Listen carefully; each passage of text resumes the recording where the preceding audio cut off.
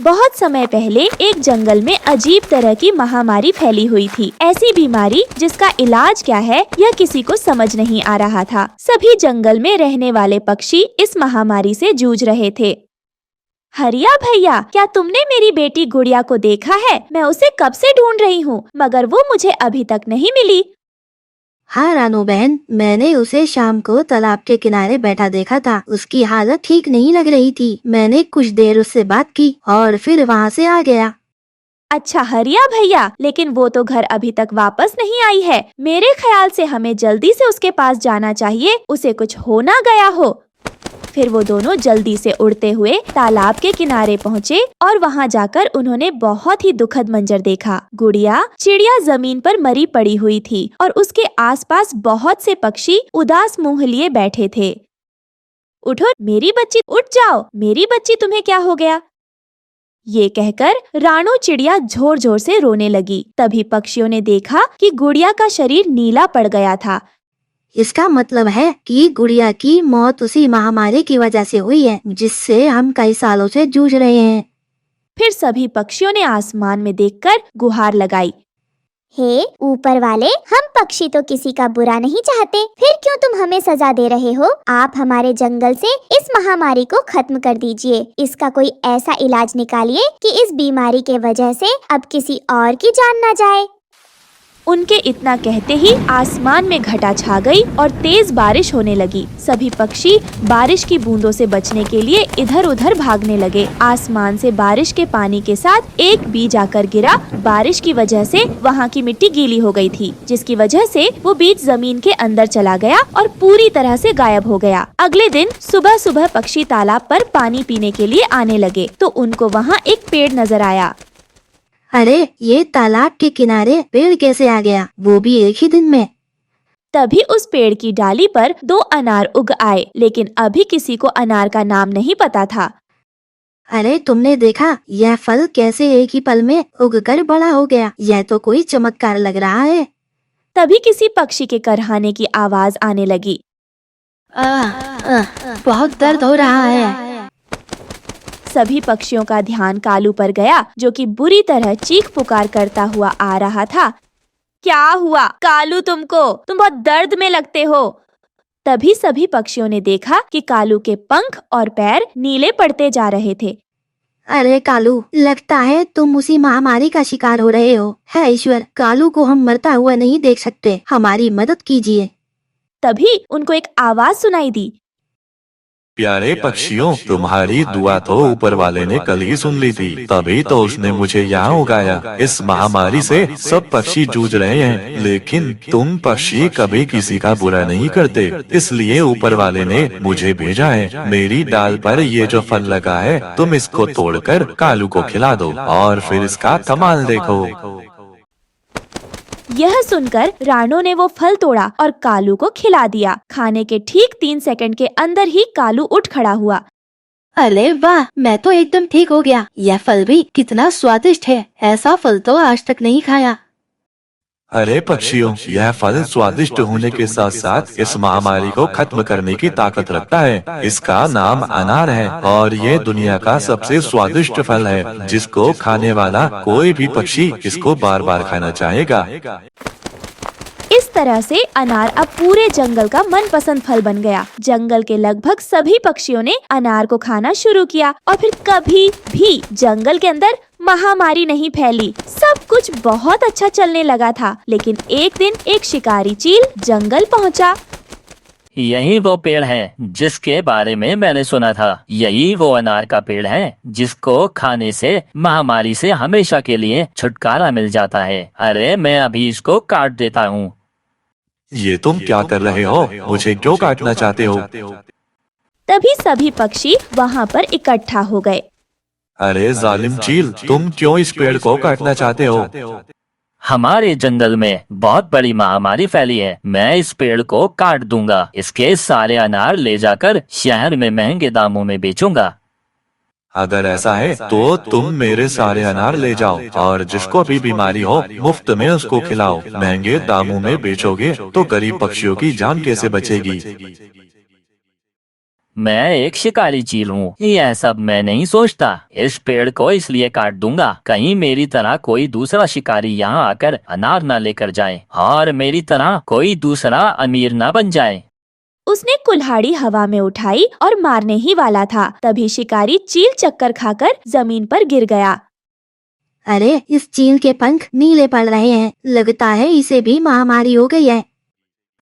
मेरी डाल पर ये जो फल लगा है तुम इसको तोड़कर खिला दो। नहीं प्यारे, पेड़ अगर यह बच गया तो उठते ही तुम्हें काट देगा। मुझे जिंदगी बचाने के लिए ईश्वर ने उगाया है। मैं अपनी आंखों के सामने किसी को ऐसे मरते हुए नहीं देख सकता। तुम पक्षी इसको बचा लो, बाकी इसकी मर्जी, ये चाहे जो कुछ करे।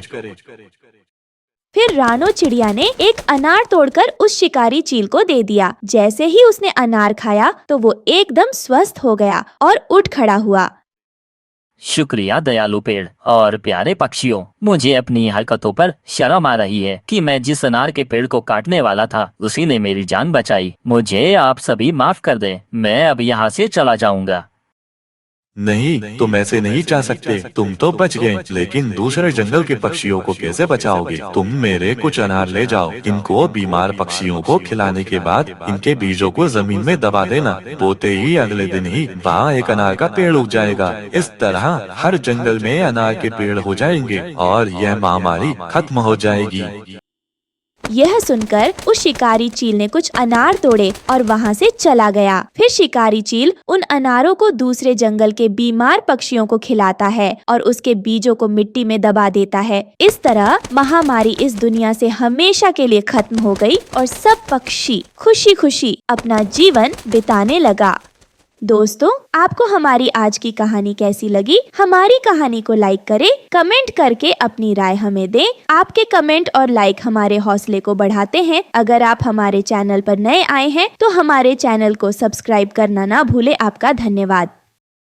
रानो चिड़िया की शादी अभी हुई थी, इसलिए वो डोली में सवार होकर अपने ससुराल आती है। रानो चिड़िया की शादी भूरा नाम के चिड़े से होती है, इसलिए जंगल के सभी पक्षी बहुत खुश थे और वो रानो चिड़िया को देखने के लिए उसके घर आते हैं। तब जंगल के सभी पक्षी बारी बारी से भूरे चिड़े को और उसकी पत्नी रानो को बधाई दे रहे थे।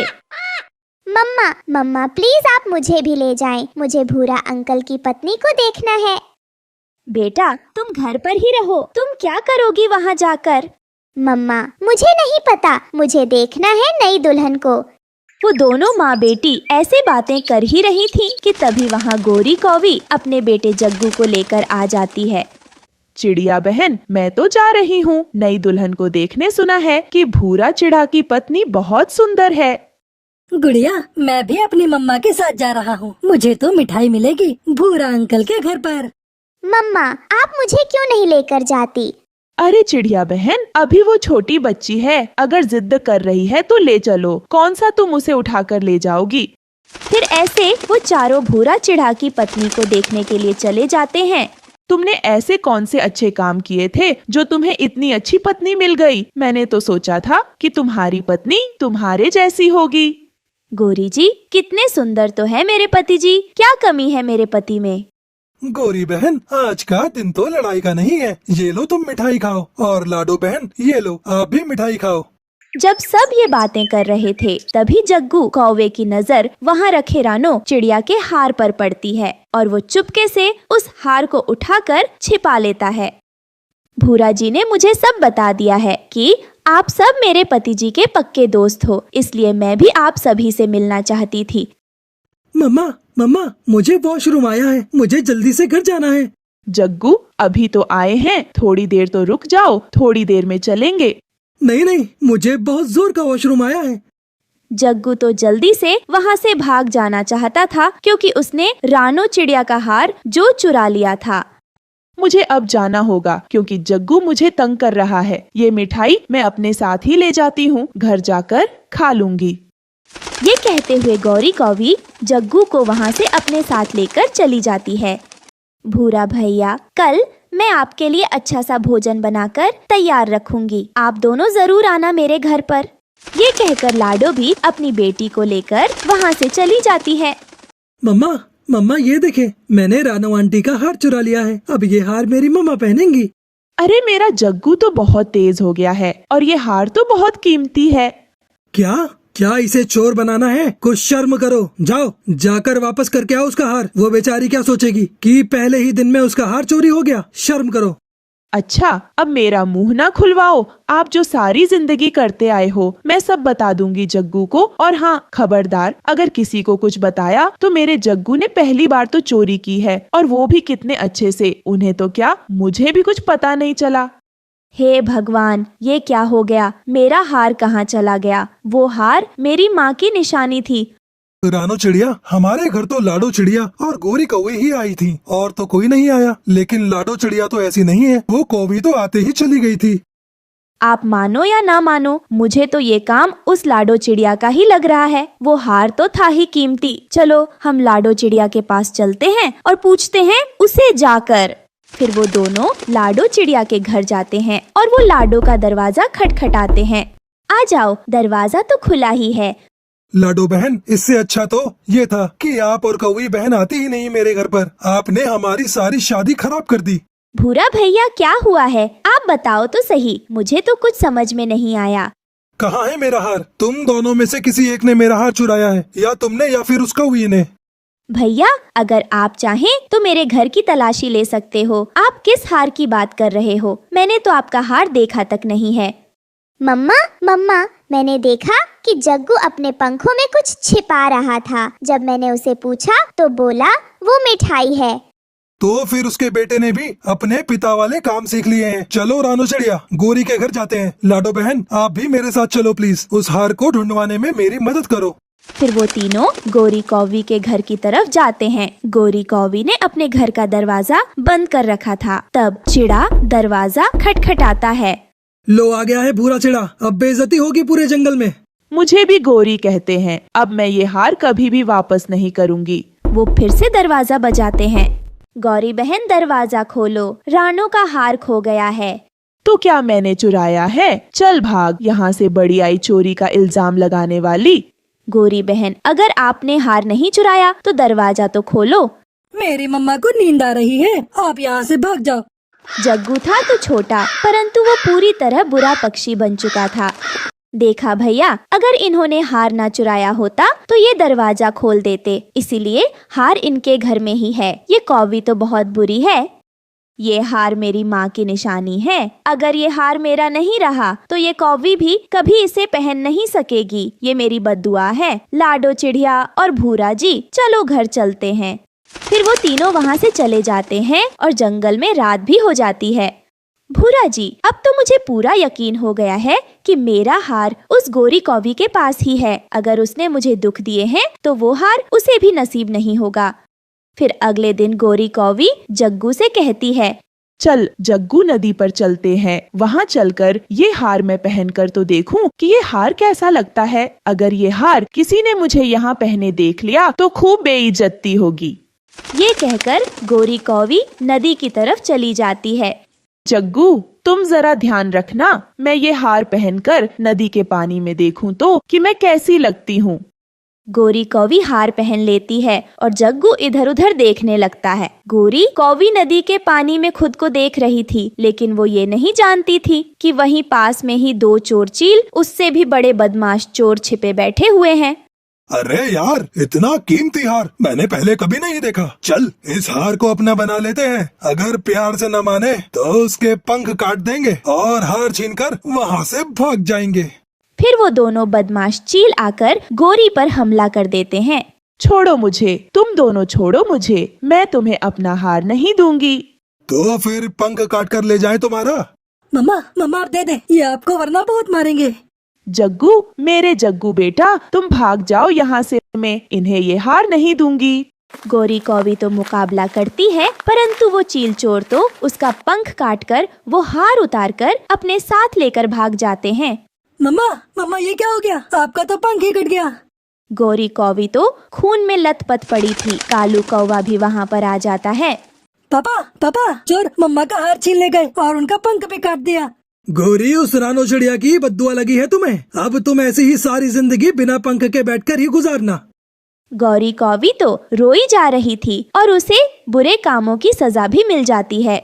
दोस्तों, ये थी आज की कहानी। और हाँ दोस्तों, इस कहानी से ये सीख मिलती है कि हमें कभी भी चोरी नहीं करनी चाहिए। और हाँ दोस्तों, आज का सवाल ये है कि रानो, चिड़िया का हार किसने चुराया था?